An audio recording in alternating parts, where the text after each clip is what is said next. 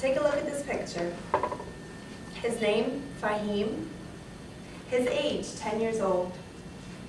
Good looking kid, right? Well, one bright sunny morning, Fahim woke up and followed his regular routine, getting himself ready for school. He arrived at school and excitedly walked through the front gates, eager to enter his third grade classroom. His classmates anxiously waited for him, as he was known to be the leader of his classroom, when suddenly, pow, pow, pow! Suddenly the sky turned gray, and it was dark and gloomy for Fahim. He continued to breathe and felt the struggle of each precious breath. Fahim was now lying on the floor, unconscious.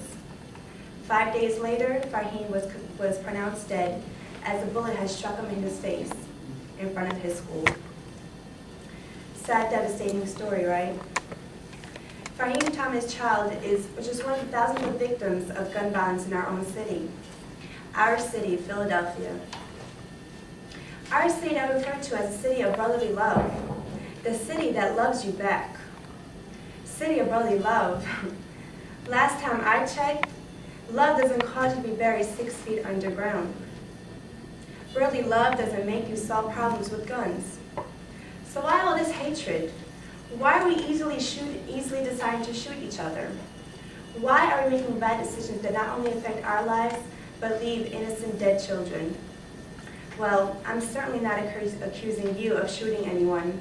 The reality is that people that are not very different from you and I are making fatal decisions. As Philadelphians, it's our duty to clean up the violence taking place in our neighborhood. The last time I spoke to you, I explained to you 3 significant factors that I thought played a major role in the dramatic increase of gun violence in our streets: the high unemployment rate, straw purchases of firearms, and poor family structure. Now, imagine you've had a job, a stable, well-paying job for quite some time. You've never missed a day of work. You've never been late. In fact, you purposely work extra hard to try to gain a promotion since you've been there for over a year. When suddenly, with your pay stub, you get an extra sheet of paper that's stating that you're being laid off. The economy crisis has finally affected you. According to the Bureau of Labor and Statistics, our city's unemployment rate has increased 7.2%. Dazed and confused, you tell yourself, you'll find another job. But just months and months of searching, it's still nothing. And you sit there, staring at your television with no cable, by the way, thinking, what am I going to do? Your car has been repossessed. Bill collectors call you at least 5 times a day. And in your refrigerator, you only have water, oodles of noodles, and some white bread. But you tell yourself, be patient, that soon enough, you'll find a job that'll pay. After all, you have an educational background, and you've learned through the semesters in college that patience is a virtue. But what can we do to help a mind that is ignorant of the virtue of patience? What can we do to help a high school student to lead a less troubling life? Remind them of the new hope that we voted in the White House.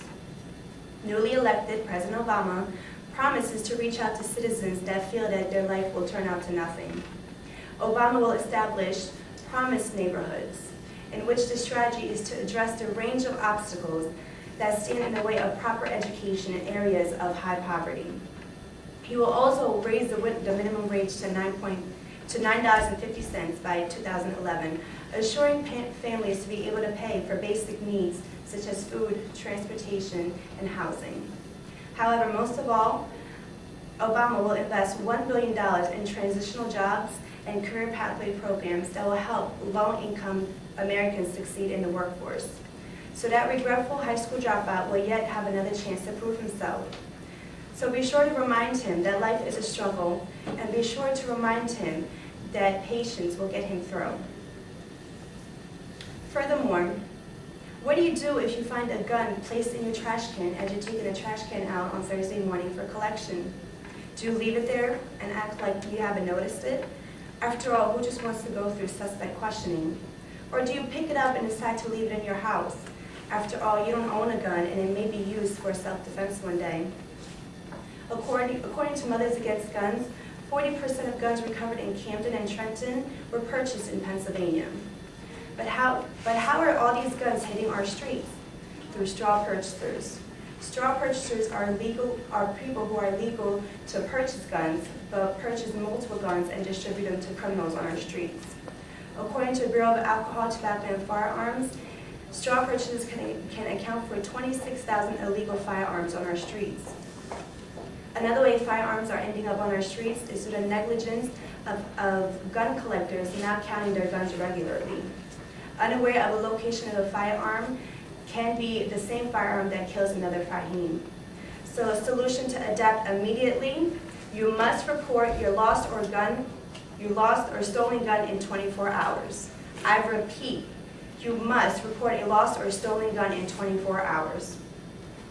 PA state representatives are working to acknowledge common sense gun laws, concentrating particularly on 4 bills: reporting lost or stolen guns in 24 hours, limiting 1 gun purchase per month, upgrading the criminal charge to a felony if you're caught with a stolen gun, and enabling communities to enact their own gun laws if they need tougher gun laws in their neighborhoods.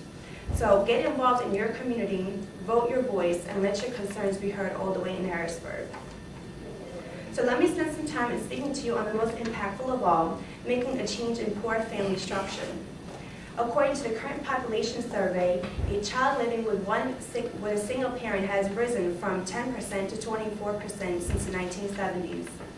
Maltreating children can range from unhealthy diets, lack of support and encouragement, and negligence of instilling the wrong principles and morals. So it's sad to witness a child experience these kinds of conditions. However, it's more devastating to choose not to make a change. So if you see a child in your neighborhood or even through your family ties, stand up and guide him. Be a role model to him. There are so many programs in our city in which children can take advantage of. Teenagers in Charge is a nonprofit organization striving for over a decade to keep teenagers off streets and empowering them to take on leadership opportunities within their own neighborhoods, proving that they too can make a difference.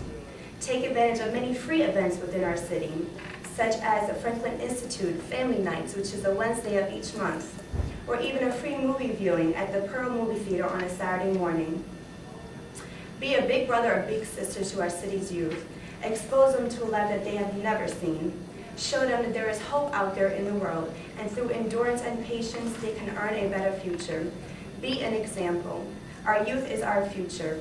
Like Nicole had mentioned, it takes a village to raise a child. To conclude my persuasions, we as students are the only ones who will implement change within our community. We can impact the lives of so many children and so many troubled young adults by simply befriending them or serving them as a role model. To show that struggle lies in the hands of all, from the high school dropout to the newly appointed president, struggle enables us to feel the rewarding aspects of an accomplishment. There is not much we can do about the unemployment rate, rather than to be patient. However, you and I can make a direct change in illegal guns and a young child who needs a positive role model. In the words of our newly elected president, Barack Obama, I'm asking you to believe. Believe in yourself that you can impact someone else's life. Believe in yourself that you could prevent yet another murder in your neighborhood. Believe that you can change the mentality of a young, troubled mind. But now I'm going to ask you, are you going to live up to what you believe in? Thank you.